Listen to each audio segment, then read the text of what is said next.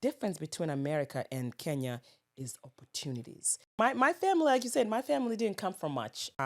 My father, in our culture, when you've lost your father, that's a big hit to you. Yes. Because ain't nobody care about who you are, Very true. what you're about.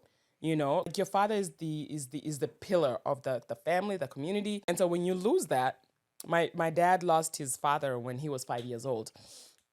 And so the poverty kicked in big time. And so for me, I didn't come from much. My parents struggled. My parents, even here in the US, worked 3 jobs so that they can put food up. But I started working at age 18 at a nursing home as a nursing assistant so that I could help and support my family, right? But what they instilled in me is it allowed me to learn what hard work was and resilience and really pounding the pavement for everything that I had. Even in school, I realized that, I didn't have the luxury of screwing up, right? I mean, not all of us come from money. Most of us are self-made, and when we don't have that luxury of that, quote, I call it old money, we don't have a choice but to excel. Oh, you better believe I'm gonna maximize on this. And so that has always been my drive. The fact that we didn't come from much. And being in this country, when somebody tells you,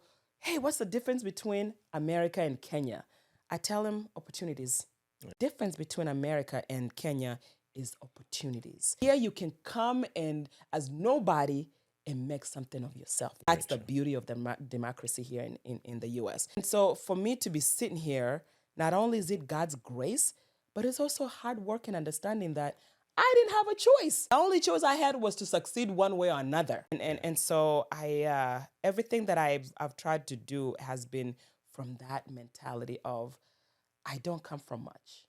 And if I don't come from much and I have this opportunity and I think about how many Kenyans pray to God to have an opportunity to come to this country, and how many of us have squandered this opportunity